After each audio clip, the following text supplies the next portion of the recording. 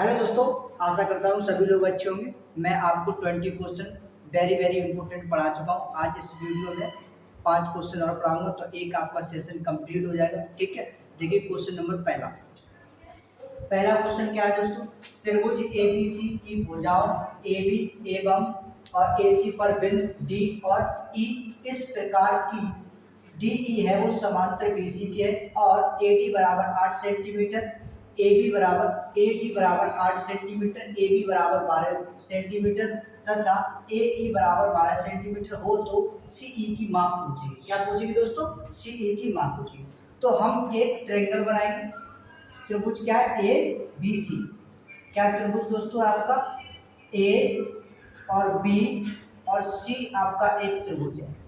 त्रिभुज ABC की भुजाओं, ये दोस्तों आपकी भुजा दी, भुजा क्या? AB भुजा और AC भुजा पर बिंदु D व E स्थित है। इस पे बिंदु दोस्तों क्या है? D और E आपका क्या? एक स्थित बिंदु है। ठीक है, अब कह रहा है प्रकार है कि कह रहा है कि जो DE है वो समांतर BC की है। कह रहा है कि जो DE है वो रेखा समांतर किसके? BC के समांतर है। किसके समांतर है दोस्तों? BC के समांतर। और कह रहा है कि AD बराबर 8 सेंटीमीटर। दोस्तों A और D की वैल्यू हमें 8 सेंटीमीटर दी गई। क्लियर दोस्तों। अब कह रहा है कि AB बराबर 12 सेंटीमीटर। कह रहा है कि AB बराबर कितना? 12 सेंटीमीटर। अगर एक्चुअल में आपको AB बराबर अगर 12 सेंटीमीटर दी गई तो उसमें AD बराबर अगर 8 सेंटीमीटर है तो AB की कितनी एक्चुअल हो जाएगी? 4 ही तो बचेगा। तो हम 12 में से क्या करेंगे? 8 माइनस कर देंगे तो आपकी BD की कितनी एक्चुअल निकल आएगी? BD आपको 4 सेंटीमीटर मिल जाएगी। ठीक है, अब क्या कह रहा है तथा AE बराबर कितना दिया? 12 सेंटीमीटर। कह रहा है कि AE आपको गिवन है 12 सेंटीमीटर। तो एक्चुअली पूछा गया CE का माप पूछा गया। दोस्तों आपको CE का माप हमें इसे क्या मान लेंगे? X मान लेंगे। कुछ नहीं तो क्या मान लेंगे? X है। क्लियर। अब देखिए दोस्तों AD upon BD is equal to AE upon CE। ये तो चाहिए दोस्तों में CE। AD कितनी है? 8 अपॉन BD कितनी है? 4 इज इक्वल टू AE कितनी है? 12, CE कितनी है? X। ठीक है दोस्तों, देखो 4 एकम 4, 4 दूनी कितना हुआ? 8। क्लियर। 2 एकम 2, 2 6 कितना हुआ? 12। तो X इज इक्वल टू कितना निकला? 6 सेंटीमीटर। X की वैल्यू आपको गिवन हो गई 6 सेंटीमीटर। आपको C और A आपको पता चलेगा कितना है? 6 सेंटीमीटर। ऑप्शन नंबर आपका ए आपका क्या होगा? करेक्ट आंसर हो जाएगा। ठीक, पहला क्वेश्चन आपका कंप्लीट हो गया। दूसरे क्वेश्चन पे जाएंगे।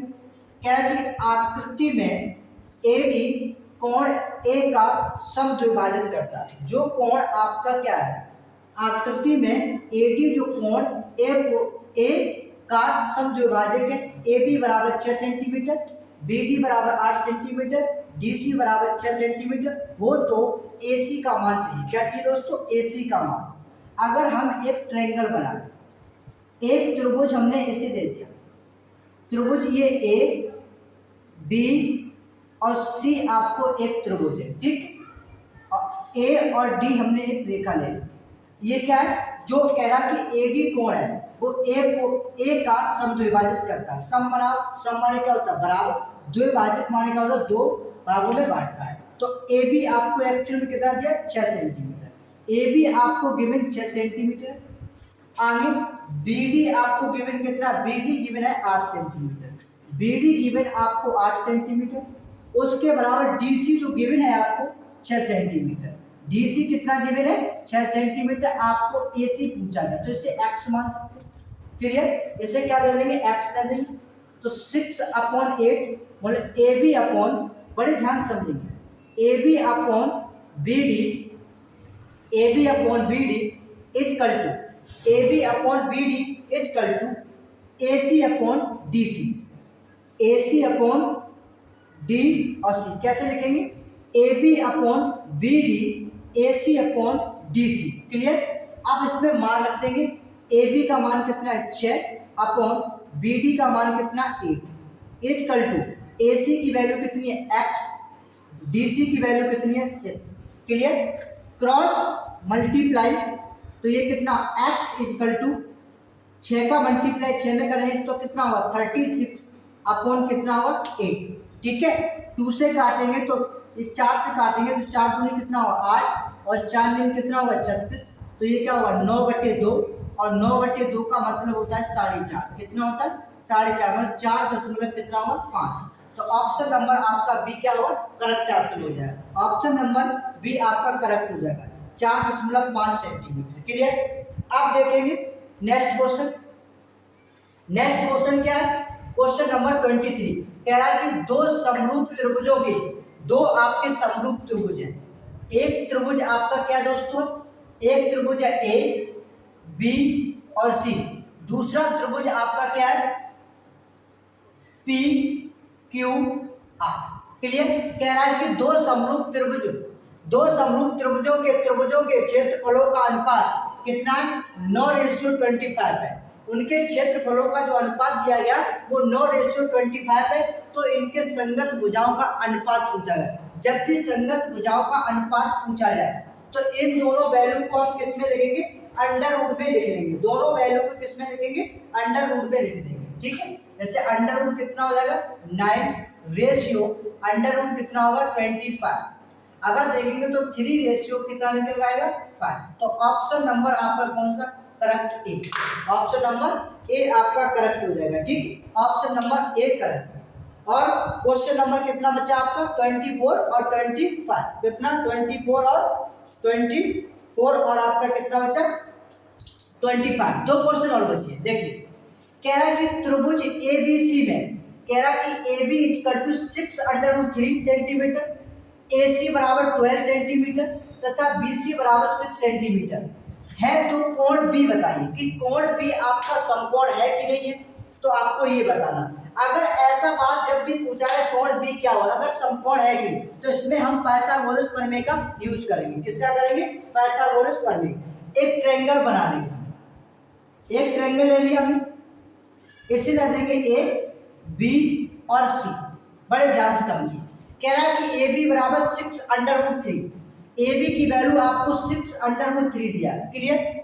उसके बाद ए सी बराबर 12 सेंटीमीटर, ए सी बराबर कितना दिया गया 12 सेंटीमीटर तथा बी सी बराबर 6 सेंटीमीटर, बी सी बराबर कितना है 6 सेंटीमीटर, ठीक है। त्रिभुज की जब तीनों साइडें आपको दी गई और उसने ये क्या है, अगर ये बी अगर 90 डिग्री का है तो ये आपका ट्रायंगल कैसा होगा समकोण हो जाएगा। तो आप ऐसे करने के लिए क्या करेंगे, पाइथागोरस प्रमेय का यूज। और पाइथागोरस प्रमेय क्या होती है, ए सी का square equal to A B का स्क्वायर और प्लस क्या होता है बी सी का स्क्वायर, यही होता है। ए सी का square equal to A B का स्क्वायर प्लस का बी सी का स्क्वायर। अब ए सी की वैल्यू कितनी थी 12 और 12 का स्क्वायर अगर करेंगे तो 144 हो जाएगा, ठीक है। ए बी की वैल्यू कितनी थी 6√3, तो 6 का स्क्वायर कितना हुआ 36 और बल्कि से अंडर रूट कट जाएगा तो 36 दिया कितना हो जाएगा 108 हो जाएगा, क्लियर। प्लस बी सी कितना दिया 6, तो एक्चुअल में कितना हुआ 6 का वर्ग कितना हुआ 36। अगर हम 108 और 36 जोड़ेंगे तो 144 इक्वल टू 144 आ जाएगा। जो आपका ए सी स्क्वायर होता है वो A B square plus B C square के दोनों के कैसा होता है इक्वल होता है। अगर इक्वल आ रहा है तो त्रिभुज कैसा होगा समकोण हो जाएगा। तो त्रिभुज कैसा हो जाएगा समकोण, क्लियर। ऑप्शन आपका ये हो गया, ठीक। कैसा बी ए कैसा समकोण है। अब कह रहा कि एक वृत्त की स्पर्श रेखा, क्वेश्चन नंबर 25 कह रहा कि एक वृत्त की स्पर्श रेखा हो सकती है। ऑप्शन नंबर ए है 0, ऑप्शन नंबर बी है 1, ऑप्शन नंबर सी है 2, ऑप्शन नंबर डी है अनेक। बोले एक वृत्त की स्पर्श रेखाएं हो सकती हैं अनेक। कितनी हो सकती है, अनेक हो सकती है।